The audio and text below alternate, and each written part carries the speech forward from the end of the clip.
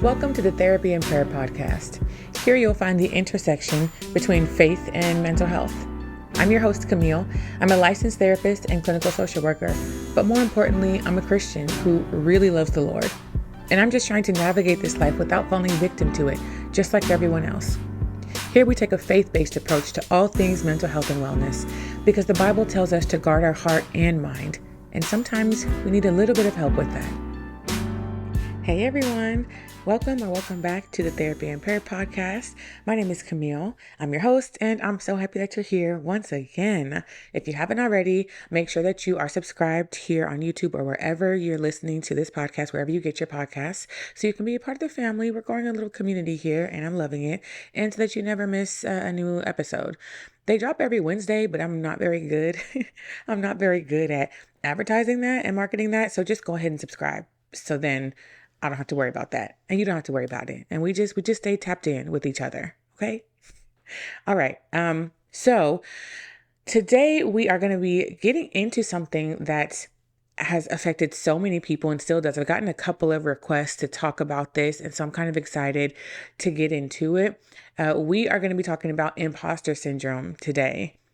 This comes up the most, I think, in like professional settings and in work settings, but it's something that I think affects us on every single level. We're just really aware of how we're perceived, and we have a lot of anxiety, I think, about whether or not we should be occupying certain spaces. So that's kind of what imposter syndrome is all about. If you're not familiar, imposter syndrome is this feeling that we should not be where we are. So let's take, for example, in a professional setting, which is where we see it the most.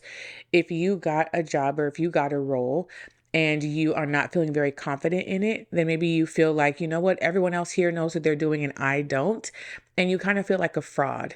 And that brings this anxiety that you're going to be found out at any moment. At any moment, they're going to find out that I'm a fraud and that I shouldn't actually be here, that I don't deserve to be here. And so that means I have to like either fly under the radar or just be so perfect that they won't have any excuse to get rid of me. We're operating under the assumption that we don't deserve to be there and that somehow everyone else does. So as you can imagine, this brings a lot of different challenges and issues. I know that I definitely dealt with, and probably still do, deal with imposter syndrome. And there have been times, especially earlier in my career, where I was really like, who let me do this? Who let me sit here and talk to people and help them with their life when I'm trying to figure out mine still? Like who let me do that? And sometimes I still feel that way if I'm being honest. But I've come a long way from it, and we thank God for it. But that feeling of feeling like a fraud, feeling like you don't deserve to be there, it can be pretty debilitating. And it just brings a lot of additional stress and anxiety to the space. I think we're probably going to be focused mostly on like in the workspace, but y'all know I like to throw out some different examples and stuff. So we'll touch on some other things too. But specifically, if we're talking about in work, that brings a lot of anxiety to your work. We're talking about performance anxiety. We're talking about perfectionism. We're talking about people pleasing. We're talking about self-doubt. We're talking about minimizing our accomplishments. This is the kind of stuff that comes into work with us every day when we have imposter syndrome. One of the ways that this shows up for us, well, and I guess now this is how it shows up in relationships, is this whole thought of waiting for the other shoe to drop. That really kind of irks me when I hear people talking about that. And maybe not in those exact terms, but that's a bit of the spirit that we bring with us when we have imposter syndrome. We feel like eventually someone is going to find out that I'm not worthy of this, that I am not deserving of this, and the rug is going to get pulled out from underneath me. Therefore, I can't get too comfortable. I can't relax here. I can't put any of these walls down because I need to protect myself from the inevitable loss of this thing that I didn't deserve in the first place. Honestly, saying it like that, I just kind of feel like if this is the mindset that you're going to have in this relationship or in this job, if this is the mindset that you're going to have, then don't even be here. I don't want to be somewhere if the whole time I'm there, I'm worried about when it's going to be lost, when it's going to be taken away from me. If the whole time I'm there, I'm worried about whether or not I should be there, whether or not I deserve to be there. And I guess it's easier for me to say that from experience and from being on the other side of it. Sometimes it's not as strong as it once was, but I think at its height, imposter syndrome becomes the lens that you see yourself through. You begin to see yourself as someone who is undeserving or less deserving. And so everything that you do gets run through that filter first. So if you feel like you did something good, then you're going to run that good thing through the filter of being undeserving. And now this thing that you originally thought was kind of good, since you don't deserve it, then there must be some kind of loophole, or it must not be as good as I originally thought it was. Can't be if it came from me, because I'm undeserving and I shouldn't be here anyway. So it can't actually be that good if it came from me. Now, if it came from so-and-so, yeah, that's probably really great because they deserve to be here. Somehow they're much better than I am. They know what they're doing and I actually don't. So that makes us question everything about ourselves. It makes us question everything about what we produce, which is kind of lame because we have such a focus on productivity. We put all this focus on productivity and being productive, but then the things that we produce, we are questioning them and double guessing them and doubting them and ripping them apart and over analyzing them and over critiquing them. Do we see the irony in some of this?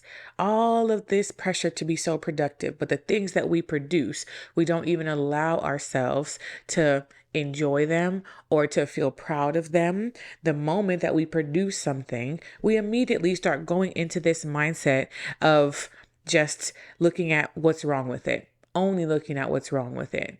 Well, if that's the case, then why do we produce anything at all? We really have to look at how we add additional suffering to ourselves. And this is one of the ways that we do it. Let's say you are in a new job that you got fairly, that you interviewed for and you're qualified for, and you sent your resume and you were the candidate that they chose. Even if you don't know everything about that job, you got it and you earned it, right? That should be a great thing.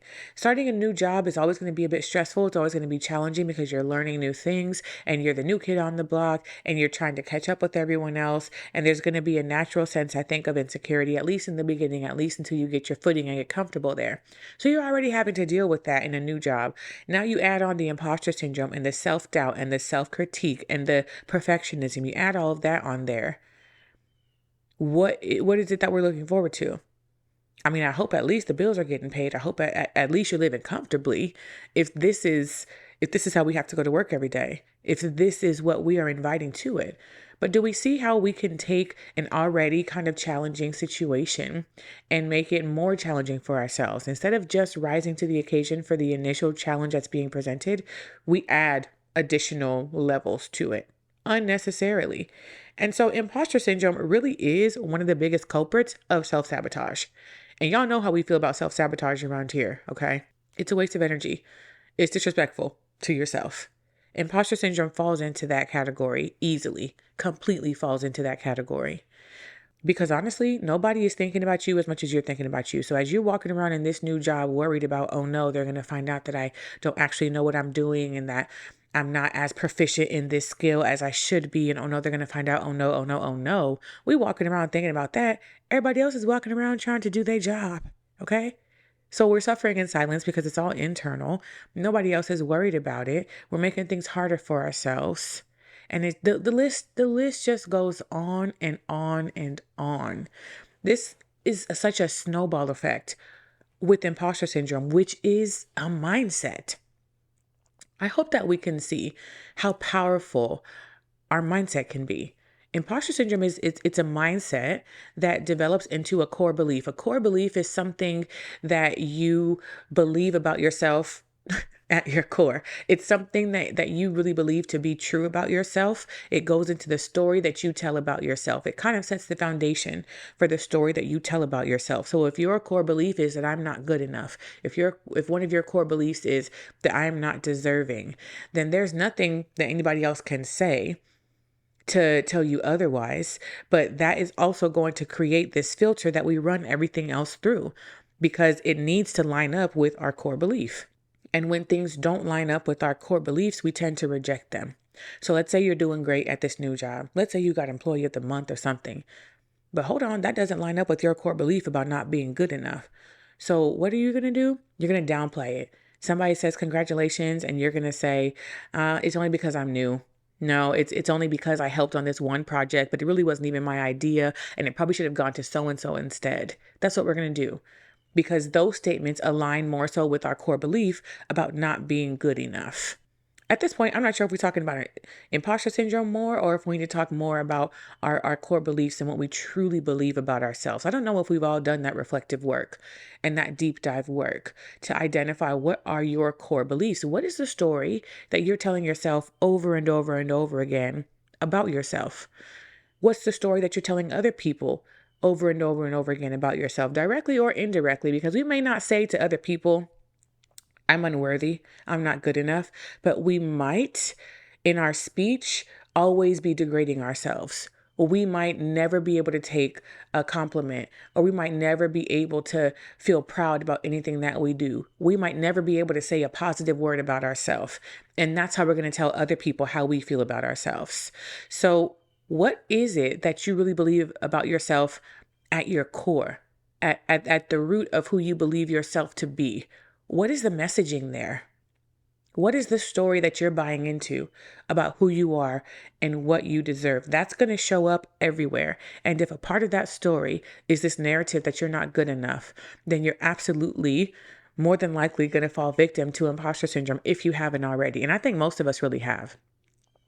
To a certain degree, I think it really is natural, and I don't think that it's inherently like unhealthy, because it's natural to kind of compare yourself to people who have been here longer, but it can become really, really damaging when we allow that to be the lens that we see everything else through, when we allow that to speak to who we are, and when we allow that to speak to what we deserve and what we're capable of. That's when it starts to become much more harmful and much more dangerous. Okay, so let's go back to this whole waiting for the other shoe to drop thing, because I think I got a bone to pick with y'all. Why do we do that? Why won't we let ourselves enjoy good things in our life, whether or not we explicitly earned them? Why won't we let ourselves enjoy it? I saw a TikTok about imposter syndrome, and it really kind of shifted the way that I see it. It said, instead of thinking about things like an opportunity that we need to make the most of, what if we thought of every opportunity as a gift? When someone gives you a gift or a present, we just accept it and we're just grateful for it. If someone gives us a gift, we want to enjoy it because we know that they didn't have to give it to us. And so I want to show that I'm grateful for it, and I'm gonna enjoy it and make the most of it because I have this thing that other people don't have. And that just shifted the mindset from this pressure of, I need to make the most of this opportunity. I need to grab a hold of this opportunity and not let it go. And I need to make sure that I'm successful here so I don't lose it. It shifted from that to this mindset of just gratitude. And we're saying, wow, I'm so grateful that I have this job, or that someone has given this to me when they didn't have to. And that was really nice of them. Let me find out more about it, since this person went out of their way to give it to me. Let me see how I can incorporate it into my life, because it's something that I didn't have before and now I do. That shift alone, I think, really breaks through something having to do with imposter syndrome. For me, at least, it did, and I hope that it will for you all as well. And specifically, I want that to speak to this mindset of being fearful of the other shoe dropping. Because sure, we don't know how long things are going to last, and especially in relationships, right? This is where I see it the most, in relationships. We don't know how long anything is going to last. There are no guarantees in life. But how horrible would it be to get on the other side of something? Let's say, God forbid, a relationship does come to an end. That happens. How horrible would it be to get on the other side of that relationship, and when you look back, all you remember is the anxiety that you felt from not wanting to lose it? Instead of looking back and having beautiful, wonderful memories and joy and fun.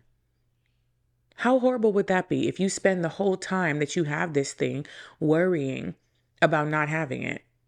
Then you weren't even able to enjoy it. So what was the point of being there in the first place? Beyond that, let me tell you what I've seen with this whole like waiting for the other shoe to drop. This self-sabotage. That's what it is. And it really irks me because I'm like, why don't we see that like what we're doing here? Anytime that we try to hold on extra tight to something, anytime that we try to control how long something is meant for us or how long something is meant to be with us, anytime we try to control that, that's only going to lead to us losing it quicker. It always has the opposite effect. I've never seen it work. We feel like, okay, nothing can be this good and it's not going to stay this good. Eventually the other shoe is going to drop and I need to be prepared for that. Sis, what does that mean? What does that mean? And how does one prepare for the other shoe to drop? Typically what happens is we withhold from the other person. We withhold vulnerability. We withhold love. We withhold something from the other person. And or we become extra controlling and very anxious, and we want to know everything and all these whereabouts, and we become like much more nitpicky. It's usually one of those extremes or a combination, honestly. So in trying to prepare for the other shoe to drop, we become withholding so that we won't get hurt. So that means that I'm going to be less invested in this so that it won't hurt if and when I lose it. Well, let's look at that. If you're less invested in something, what is that going to do to the quality of that thing? If you're less invested in this relationship, what do you think about the quality of the relationship that you'll actually have if you're not very invested in it? It's probably going to be like a lower quality. And what do we think about the longevity of low quality relationships? They're not going to last. So we're afraid of losing the relationship. So we're not invested and we're withholding. When we're not invested, that results in a low quality relationship, and a low quality relationship has no longevity. Therefore, it's going to end, which is the thing that we were trying to either avoid or control in the first place. And now it becomes a self-fulfilling prophecy.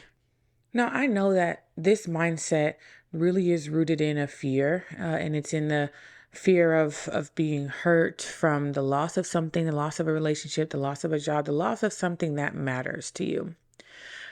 We do this thing with stuff in our life that really matters. The more valuable we deem something to be, the more afraid we are of losing it. And the more afraid we are of losing it, then the more desperate we become to try to keep it or to protect ourselves from the pain of losing it. Because, I mean, we can be honest here. When relationships come to an end, it is really painful. When we lose something that we deem valuable, it hurts and it is not enjoyable. We know that. So we can acknowledge that. Those things hurt. So it's not completely out of the realm of understanding as to why we might try to safeguard ourselves against certain things like that. But what we need to understand is that we can't safeguard ourselves against those things. And when we try to do that, we actually end up having the opposite effect.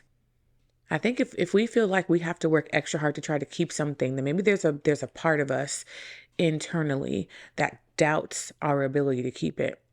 If somewhere inside of me, if somewhere inside of me, I believe that I'm going to mess this up, so let me try super hard not to mess it up. I'm trying to overcompensate for something. I'm trying to overcompensate for an insecurity that I have, or I'm trying to overcompensate for something that I view as a weakness in myself.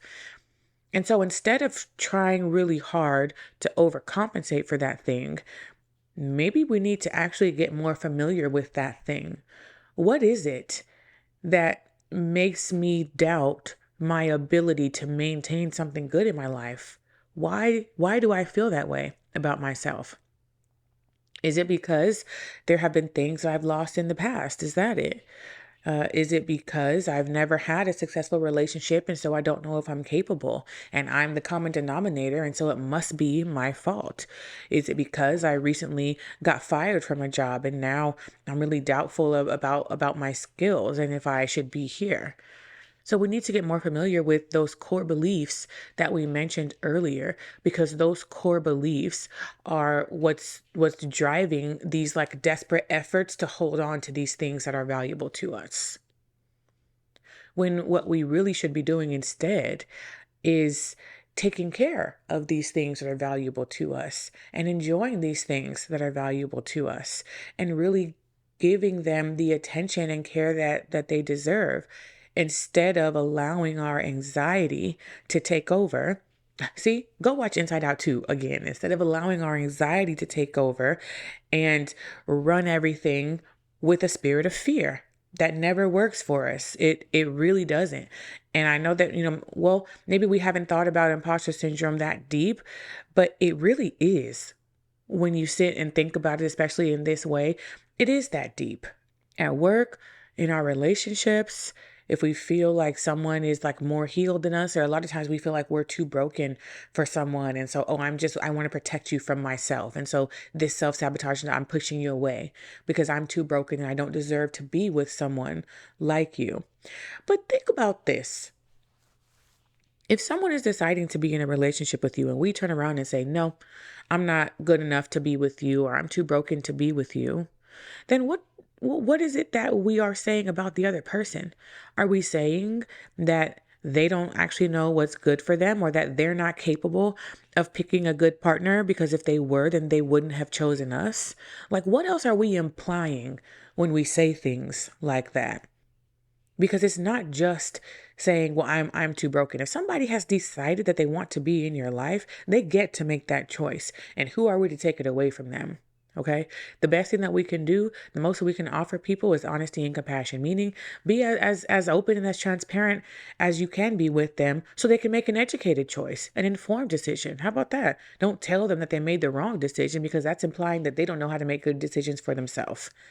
And I know that's not what we're trying to imply, or at least I hope that's not what we're trying to imply. So when things are really valuable to us, if we could learn to look at it as a gift instead of as a responsibility or an obligation, I think that it would make it easier for us to relieve some of that anxiety and enjoy the thing that we have. It would make it easier for us to be successful in that way, because we're not just worried about when the other shoe is going to drop. And we're not as like hyper vigilant, and we can kind of relax in that thing, in that job, in that role, in that relationship, and enjoy it and be grateful for it. Because here's the other thing. There are no coincidences. I don't know about y'all, but I really don't believe in coincidences. God is very, very intentional with everything that he does. Nothing is by happenstance. So you didn't just slip and fall into this new job. God put you there. He placed you there on purpose, which means that you have everything that you need to be successful there. Otherwise, he wouldn't have put you there, because God is not trying to set you up for failure. So what are we saying to God when we are believing, I don't deserve to be here, I shouldn't be here, I'm a fraud, I'm not going to be able to keep this job, it's only a matter of time before I get fired and before I mess it up? What are we actually implying then about God and about his decision making? Are we implying that God made the wrong choice and that he has the wrong person? Are we implying that God does not have enough foresight to know whether or not we'll be able to be successful here? What are we implying? There are no coincidences. God put you in this position at this time on purpose. You cannot be an imposter if something was created specifically for you, even if that thing that was created is an opportunity, an opening. You can't be an imposter if it's for you. So what do we believe then about God's hand in our life? Do we believe that things are just coincidences and that we're just tripping and falling into these things and that nothing is actually being orchestrated and that everything is just happening all willy-nilly? Is that what we believe? If so, then I guess it will be kind of hard to buy into this whole concept of divine intervention and divine alignment. But if we believe in God's power and his omnipresence, if we really believe that he is who he says he is, then we believe that he is ordering our steps and orchestrating things in our life for our good. And if we believe that, then how can you be an imposter? That's not to say that things are just going to come easy and that we may not still struggle with some insecurities. But when we're talking about core beliefs, what are our core beliefs about God and about who he is and about how he moves and works in our life? What's our core belief about that? If your core belief about God is that he's just sitting up here on the throne and watching us as little peasants just scattering around trying to figure it out, then you're probably going to have a hard time believing that you're exactly where you're supposed to be. But if you believe that God is intricately involved in all the details of our life, and if we believe that God is ordering each and every one of our steps and that he has already ordered them for us, if we believe that, then I think it should be a little bit easier to believe that we deserve to be where we are because God decided that we should be there. If God has the final say, then that needs to cover everything. He has the final say about where you live, where you work, who's in your life, who's not in your life, your relationship status, what kind of relationship you're in, who you're in a relationship with, who you're in a relationship with, if he has the final say. If he really is Lord over your life, and if he really is guiding all of your steps, and if we really are taking every single decision to him, then there are no mistakes and everything is exactly how it should be right now. It doesn't mean that everything is going to stay this way, but everything is exactly how it should be right now. If we're really seeking his guidance and allowing him to guide us, and if we're allowing him to order our steps, then we have to believe that our circumstances are what they are because God deemed it to be so, because he deemed it to be necessary. So what do you believe about yourself and what do you believe about God? Those two things are really critical when we're talking about imposter syndrome and the role that it plays in our life and how it affects the way that we view ourselves and how it affects the way that we move in our worlds. So earlier when we were talking about like, how do you see yourself? What do you believe about yourself? I think the other side of that is asking, how does God see you? If I see myself as an imposter, how does God see me though? And is there a discrepancy between how I see myself and how God sees me? If God sees me as somebody who is worthy and qualified of this role and of this position, but if I see myself as an imposter who just happened to get lucky and I'm actually a fraud, there's a disconnect there. And we need to somehow bridge that gap. But if there is a disconnect, which one of us is right and which one of us is wrong? Which one of us don't know what we're talking about if there really is a disconnect? You gonna sit there and say it's God? God don't know what he's talking about? Which one of us is a liar if there's that disconnect? It's that deep. It's that deep.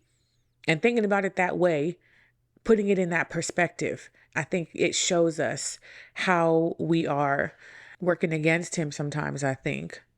If we're asking God to order our steps externally, how is he ordering our steps internally? Has God transformed the way that you view yourself? Have you allowed God to transform the way that you view yourself and what you believe about yourself? That's the kind of transformation that we don't talk about. When we view ourselves, we typically view our past selves and our present self. But what we aren't able to see is our future self because we don't know the future. We don't know what's going to happen. God sees all versions of ourselves. Yes, he sees our past and our present, but God also sees your future self. And he knows what it's going to take to get you from point A to point B. He sees all that. So if he sees all that and he knows exactly where it is that he's taking you and where he's leading you, and we know that he does not work in coincidences, but that he's very intentional, then what he's doing in your life now must be for the purpose of getting you to where it is that he wants you to be in the future. So we may not see ourselves as qualified now, but maybe God put us in this position because he knows that we can learn a lot more since we aren't qualified yet, but he knows that we're in a position where we're open to being where we're open to being taught. He knows that we're in a position where we're open to being taught and we're open to learning and we're very malleable. And that's the position that we need to be in so that we can gain the skills and the characteristics and the mindset that's going to be necessary for where it is that he's taking us next. We don't have that foresight, but God does. Do we trust that God has that foresight and that what he's doing in our life now is for a purpose. It's always for his purpose and for his glory. Do we also believe that it's for our own? We got to believe that. And we need to be able to see ourselves the way that God sees us. And just imagine, like, who do you love the most, right? Imagine the person in your life that you love the most. What do you love about them? Why do you love them so much? Do you think that they see themselves the way that you see them? A lot of times we think like, oh, I wish that, you could see yourself the way that I see you. The people that we love the most, our best friends and our family that's close to us, we see the good in them. We see so much good in them. And it can be really sad sometimes when they can't even see the good in themselves. If we feel that way about the people in our lives, think about the way that God sees us. God loved us enough, loves us enough that he sent Jesus to the cross. God loves us so much that he forgives us over and over and over again when we constantly sin against him. God loves us so much that he extends his grace and his mercy and his protection and his provision. He loves us so much that he has never left us when any human would, and we wouldn't blink twice. We wouldn't blame them. And he hasn't, because he loves us so much. How must he view us to love us like that? How must he view us, and can we ask him to show us what he sees? That has been my prayer. God, help me to see me the way that you see me. Help me to love myself the way that you love me, because the way that you love me is unfathomable. I cannot wrap my mind around it. But you refuse to stop loving me, so there must be a reason. There must be some good. There must be a lot of good in me, God, for you to love me like this. Help me to see it. Help me to see the good in me that you see in me, that keeps you loving me the way that you do. How do you think we would walk? How do you think we would stand if we really saw ourselves the way that God saw us? Like you really couldn't tell me nothing. You really shouldn't be able to tell me nothing. If I were to see myself the way that God sees me, if I were to love myself the way that God loves me. And that's not to say that we need to be arrogant or boastful, because we know that we're filthy rags and that we could never deserve the love that God gives us. But what is it that he sees in us that causes him to love us anyway? What is that? And how can I access that? How can I see that? We know in the word that God loves us and that we're precious in his sight and that we're made in his image and that we're a royal priesthood and that we're fearfully and wonderfully made. We know that on some level, like intellectually, we know that, sure. But do we really know that? Do we really know that? And have we allowed that truth to author new core beliefs about ourselves and about God? That's what we need to really internalize, what God says about who we are. How do you think it might change the way you walk into that new job if you're walking in with the identity and the perspective of how God sees you, instead of walking in with all this anxiety and angst and fear and insecurity? And like, how would that change the way that you walk into that new job? How would that change the way that you show up in that relationship? It would probably change a lot. It would change a lot, I think. And I really think that ought to be our goal, especially when we're talking about imposter syndrome. Imposter syndrome comes down to, it's an identity thing. We identify as fraudulent in these situations and circumstances that we believe we don't deserve. Instead of identifying as fraudulent, what would it look like to identify as victorious in this unknown circumstance? What might that look like if you walk in with a spirit of victory? Because that's what we have. If we already are victorious and precious, how does that change the way that you move and the way that you stand and the way that you present yourself? I remember I was talking to someone a while ago, and we were talking about college, and I was like, oh yeah, I went to Howard. And she was like, that makes sense. It makes sense that you went to Howard. And she was saying that people who she knew who had gone to an HBCU, we kind of carry ourselves in a certain way in professional spaces. And I just was thinking about my experience at Howard and how we weren't just taught academics, but we were also taught characteristics, and we were also taught about taking up space. And it really was at Howard that I kind of felt like I had permission to take up space, because why wouldn't I? If I'm here, why wouldn't I? And I left there feeling differently about myself and walking different and standing a little bit taller.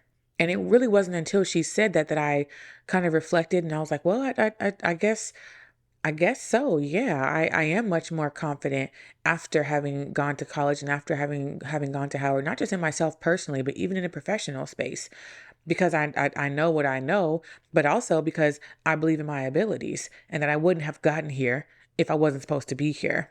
And so I think about that and about how that has affected the way that I move in certain spaces and the way that I carry myself and show up, how that has contributed to some of my core beliefs about myself. So I think similarly, we have to think about what is contributing to how we show up in these spaces. What is contributing to those core beliefs? First of all, what are those core beliefs that we have about ourselves? What's contributing to those core beliefs? Where did they come from? Can we trust the source that they came from? Can we trust the source that these core beliefs came from? If they came from your insecurities, if they came from your fear, if they came from your trauma, can we trust the source? If this source has only brought you pain, why would we trust it to tell us who we are? Ooh, that's a word. If the source has only brought you pain, why would you trust it to tell you who you are? That's crazy. Why would we do that? So, if you can't trust the source, then this is where that unlearning or relearning has to happen. If you can't trust the source, then you can't trust the belief. If you can't trust the source and this core belief, what if it's not true? That's a hard one for some people, even to get to that point where we can entertain the idea that this core belief that I have held for so long, to even entertain the idea that it may not be true. So if this negative core belief came from a source in your life that cannot be trusted, and from a source in your life that does not bring any kind of safety, then what does that say about the core belief? What if it's not true? What if it's not true that you're unworthy? Can you just sit with that? You don't have to have a belief to replace it yet. We'll do that sometimes. We'll say, well, I don't feel like I do deserve it. So, okay, I'm not saying let's replace it with the opposite. I'm just saying, what if it's not true? What if it's not true? And if you allow yourself to hold on to that thought for a moment, just see where else it takes you and what it might unlock. And that might just allow you to experiment with some other beliefs. Like, what if instead of believing that you're not capable, if that's not true, what if instead you believe that you are capable of learning? What if instead you believe that you can be present? Like, it doesn't have to be the exact opposite right away, at least, but just like play around with a couple of different ones and see if they maybe could be a little bit true. But when we have these negative beliefs that come from sources that are not trusted, sources that have only brought us pain, then we are only inviting more pain by continuing to hold true to those. We're only bringing more pain and more suffering. So imposter syndrome really is a lot deeper than just not feeling confident in your new job or in your relationship. It goes way deeper than that. It speaks to what you believe about yourself, the story that you're telling about who you are. What do you believe about God, and what's the story that you're telling about Him? What role do you believe He actually plays in your life? Not what role do you know we say He plays in our life, but what role does He actually play in your life? What space do you actually allow God to occupy in your life? Because we just have to believe that if we weren't supposed to be somewhere, we just wouldn't be. That's it. That's it. Okay. Let's move on to our scripture of the day. See what the word has to say about some of this. Okay, today's scripture comes from 2 Corinthians 11, verses 5 through 6. It says, "For I consider that I am not at all inferior to the most eminent apostles. Even though I am untrained in speech, yet I am not in knowledge. But we have been thoroughly manifested among you in all things." Let me read that in another version too, because I think it's gonna hit a little bit harder. I need y'all to get this. I need us to understand. Okay, that was New King James. This is NLT. "But I don't consider myself inferior in any way to these super apostles who teach such things. I may be unskilled as a speaker, but I'm not lacking in knowledge. We have made this clear to you in every possible way." So, what Paul is saying here is that even though they might be better at me than some things, I know what I am good at, and I'm going to use the gifts that I do have. And just because they might be more skilled in one area than I am, it doesn't mean that they're better than me, or it doesn't mean that they're more deserving than I am. We need to adopt that same mindset. When we're in these spaces and we're naturally comparing ourselves to other people, we're looking at what they have and that we lack. Y'all know I say it all the time that we compare through a lens of deficit. So I'm looking at what they have and what I lack, instead of looking at what I also have. I can acknowledge that you're really good at speaking, and I can acknowledge that I'm super smart, even if I'm not very good at speaking. I can acknowledge both, right? One does not have to negate the other, and there's room for both of us here. I think that's another thing. That's another part of this imposter syndrome, is that we feel like there's not room for all of us, or there's not room for multiple of us, and that somebody has to go. And it's like survival of the fittest, and so then that breeds even more like competition between us. But that's not the case. If there weren't room for both of you, then you wouldn't be here. Like, somebody wouldn't be here if that was the case. And so the comparison comes in to the imposter syndrome, and it makes us look at ourselves as inferior to other people. But Paul says, I'm not inferior just because I have a different skill set. I'm not inferior or less capable or less qualified just because they can do this one thing better than me. That's not the case. Not true. I think especially when it comes to the things that we're very passionate about and that we want to be experts in, we see this a whole lot. So like in therapy, there are different therapeutic like modalities and approaches and different ways to do therapy, and there's pressure sometimes to feel like you need to be an expert in one way or another. And so we'll say like, well, you're really good at interventions, and I'm still trying to wrap my mind around some of these interventions. And then somebody else will say, well, but you're really good at like at clinical notes, and at like really writing notes that are super succinct and that sound really professional and clinical. And well, but you're really good at being able to find meaning between this and this and that, but you're really good at coping skills. We can't do that. We can't do that. And that's really tempting. It's so tempting to just compare and allow that comparison to make us feel inferior. But if we operate under that assumption that we are inferior, then we're not going to be able to rise to the assignment that God has put over us. He put us there because it's an assignment, and we're not going to be able to complete it to the best of our ability if we believe that we're inferior and that we shouldn't be there. So now we can't even be obedient because of what we believe about ourselves. How does that work?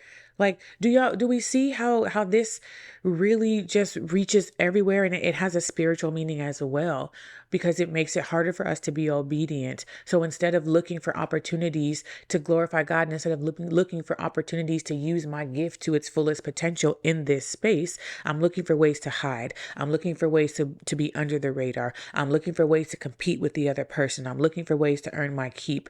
And I'm not looking for ways to edify and uplift and share this gift that has been placed in me specifically. So I'm not being obedient and fulfilling my assignment. Y'all didn't know that imposter syndrome is going to have a spiritual effect like this, did you? Wherever we are, we're on assignment. We're always on assignment. Okay.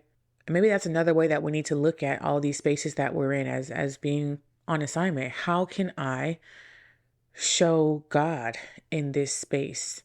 Is it through being confident? Is it through being secure in knowing who I am and in what I'm capable of? Is it through being teachable and being open to learning? And is it through being loving? If maybe this is like a more hostile environment, is it through being loving when other people are not being loving? Is it through being a good team member and being always willing to help other people? Like, how can I show God in this environment, in wherever I am? And if we're always comparing ourselves to the other person and feeling inferior and feeling less than, then our focus is not where it needs to be. And we're misaligned with why we're here in the first place. So know that if God has you there, that you're on assignment, and we need to be looking for ways to be obedient. How can I be obedient today, God? How can I fulfill my assignment today, God? How can I do that?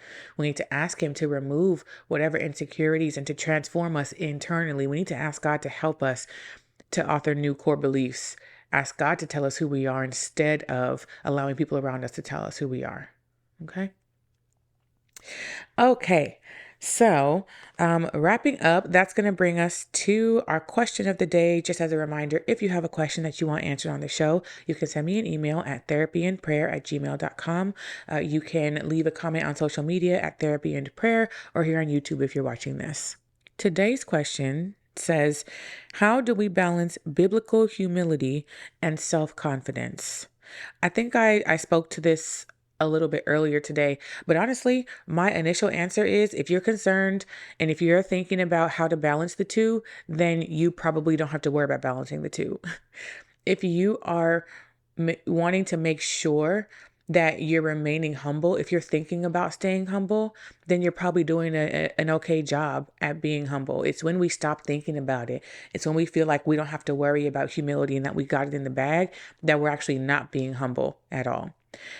And so this whole concept of like balancing godly humility and self-confidence, I think that it comes down to our understanding of godly humility. Godly humility is not hating yourself. It's not thinking that you are the worst and that you are inferior to other people. That's not godly humility. Godly humility is in knowing that you're not better than anyone. It's not saying that you're less than anyone, but it's knowing that you're not better than anyone. I can be confident in myself and know that I'm not better than anyone. Just because I'm confident in my abilities and in who I am does not make me superior in any way. I did an episode on, I think it was called Narcissism, Pride, and Godly Humility. And one of the things that I said in that episode was that sometimes the people who are the most arrogant are actually the most insecure. So if we have like true self-confidence, it's actually a quiet spirit. It's not a loud and arrogant and obnoxious one. It's a quiet one and it's a meek one. This word meek, we see it in the Bible a lot. And I think that in the world, we tend to run from it because we think that it means weak. Meek and weak are not the same. Meek just means quiet. Meek means like mellow. Meek means I don't have to fight and I'm not going to fight and argue, but I know my place and I'm going to stay in it. That's what that is. And so being confident, I think it means that we're also meek. And when we have that characteristic, then we're being humble because we know that we're not better than anyone else and that we know that we still have an attitude of service to other people. That's the other way to make sure that we kind of keep some of that balance there is by never losing sight of the fact that we are here to serve and that we need to have a heart of service for others. When we lose that and when we become just selfish in our ambitions and we're no longer interested in serving other people, then that's when we've moved away from the goal and the ideal of godly humility. So, okay, let's see if I can summarize this. A few things. Number one, if you're thinking about trying to stay humble, then you're probably doing better than you think. Number two, being self-confident is not the same as feeling superior to other people. Godly humility is about knowing that we are not superior to anyone else. And number three, maintaining a heart of service is going to help you maintain that godly humility, having a heart for other people. We're supposed to be helping those who are in need, and that's always going to keep us humble as well. So we can be confident and we can be humble. We should be confident and humble, confident in who God has made me to be, what I look like walking around trying to hide certain parts of myself and not being willing to be seen if God has made me that way. Why would I try to hide the things that God has created? So we can be confident and we can be humble because we know that we are created by God in his image and that he loves us even though we don't deserve it. And those are the things that keep us humble. Okay. I hope that was helpful. I hope that this whole episode has really helped us. I know that imposter syndrome is like a really big thing, especially in millennials and young adults. It's a big thing, and so I really hope that this has helped us to break through some of that. I hope that it can liberate us from this imposter syndrome, so that we can really walk in our assignment and walk in the identity that God has deemed to be true about us. All right. Thank y'all so much for being here once again. Thank you for watching. Thank you for listening. I love you so much, and I will talk to you soon. Thanks for listening to this episode of Therapy and Prayer. Make sure you're subscribed and following wherever you listen to podcasts, and if the Spirit moves you, go ahead and leave us a review. If you want to submit a question to be answered on this show, send us an email at therapyandprayer@gmail.com, and make sure you're following us on TikTok at Therapy and Prayer. Thanks again for listening. I'll talk to you soon.